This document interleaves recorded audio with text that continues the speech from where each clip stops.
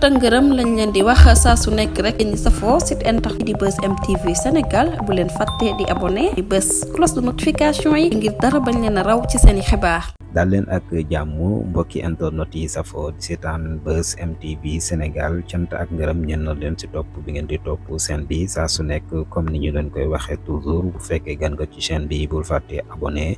bës cloche de notification bi aimé vidéo bi partager commentaire loolu ne am solo te dina tax contenu bu bees bu ñu dugal nga daal di si mën a jot ñëw nag si vidéo bu amam solo def révélation waaye tamit jàngat analyse jëm si candidature ki nga xam ne moo di Barthélémy Dias nga xam ne nag ne conseil constitutionnel daf ko invalidé ana lan moo ko waral ana lan moo tax moom Barthélémy Dias du mën a nekk candidat te nag si leen ñëw ak vidéo bu amam solo daf si ay jàngat si wàllum yoon tamit waaye tamit campagne bi nga xam ne nag moom mii waroon na koo amal moom ak ki nga xam ne mën nañ ne premier ministre Ousmane Sonko ñu waroon a daje biir Ndakaaru wala fépp si Sénégal mu naroon a nekk loo xam ne nag patriotes yi nee na loolu moom waruñu woo leen koo yàqal kii di Barthélémy Dias dañ ko waroon a may mu dem bàyyi ko mu jàll moom ñam na bu baax a baax ànd ak ki nga xam ne moo di Ousmane Sonko di campagne ak ñàkk ànd ak moom ana lan la koy jural. non à l'instrumentalisation pour invalider la candidature de Barthélémy Dias wala invalidation invalider candidature am nañ dem ci article 29 bu code électoral daf la ne doit pas être inscrit sur les listes électorales. Premièrement, les individus condamnés pour crime. Deuxièmement, ceux condamnés à une peine d'emprisonnement sans sursis ou à une peine d'emprisonnement avec sursis d'une durée supérieure à 1 mois assortie ou non d'une amende. Pour un délit suivant, pour l'un des délits suivants, vol, escroquerie, abus de confiance, trafic de stupéfiants, détournement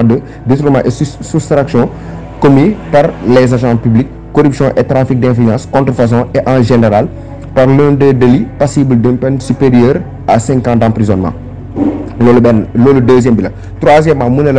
ceux condamnés à plus de 3 mois d'emprisonnement sans sursis ou à une peine d'emprisonnement d'une durée supérieure à 6 mois avec sursis pour un délit autre que ceux énumérés au deuxième ci-dessous,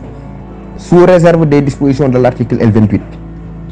Quatrièmement, ceux qui sont en état de contumace. Cinquièmement, les faillis non réhabilités dont la faillite a été déclarée soit par le tribunal sénégalais, soit par un jugement rendu à l'étranger et exécutoire au Sénégal. Sixièmement, ceux contre qui l'interdiction du droit de voter a été prononcée par une juridiction pénale de droit commun. Septièmement, les incapables majeurs. Légui ñi dem lolu L28 L29 la ñi dem ci L30 dafa la ne doit pas être inscrit sur les listes électorales pendant un délai de 5 ans à compter de la date laquelle la condamnation est devenue définitive, le condamné soit pour un délit visé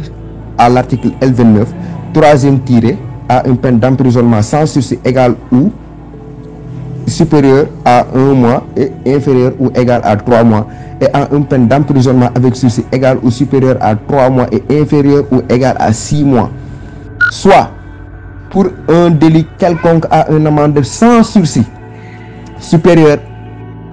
ou égal à 6 mois, soit pour un délit quelconque ou à une amende sans sursis supérieur à 200 000 francs, sous réserve des dispositions de l'article L28. Toutefois, les tribunaux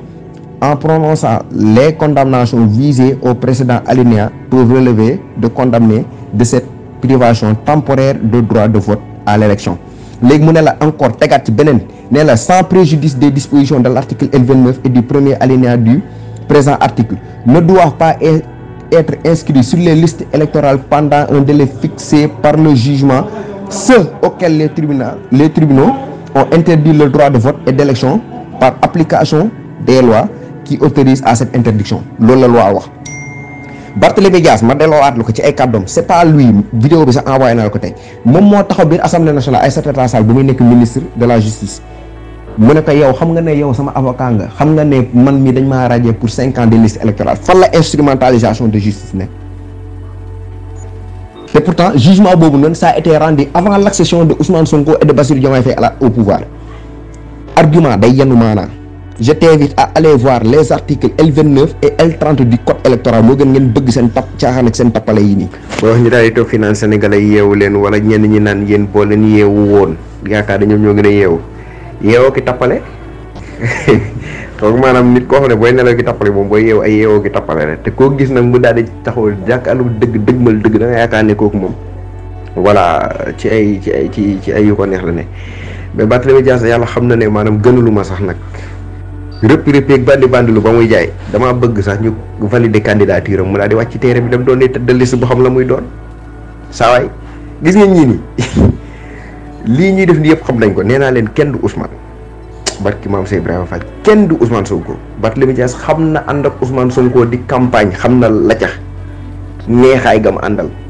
foo tourné ndiiraan daw topp la Barthélémy Dias yow nga nar a dem jiite liste jiite ay dofi neen Ousmane Sonko fas yéene génnee foccet génne ci beneen boor ba nële non loolu leneen la wallaay gënalu ma nag yàlla xam na ko mais bon la loi c'est la loi il faut la faire respecter mu jeex. gën a métti rek mooy gars yi dinañ ñu yàqal suñu focus bi nga xam ne Tata Maïmouna Bousso loolu la ñu digaloon nu focus gars yi dinañ ñu ko yàqal ci jarul dara waaw moom noonu ñu invalidé tey moom xamoon na ko bu yàgg. te loolu mi ngi ci constitution bi ci article 61 suma juumul dafa ni bépp député bu ñu condamné définitivement ñàkk nga sa mandat député ay ministre de la justice daa war a dugal lii daa war a génn lii loolu formal la rek waaye du dara ci saa si biñ ko condamné rek la affaire lay mbiram wadd ku bëgg a xam lii nag da ngay dem ci constitution bi article 61 su fekkee juumuma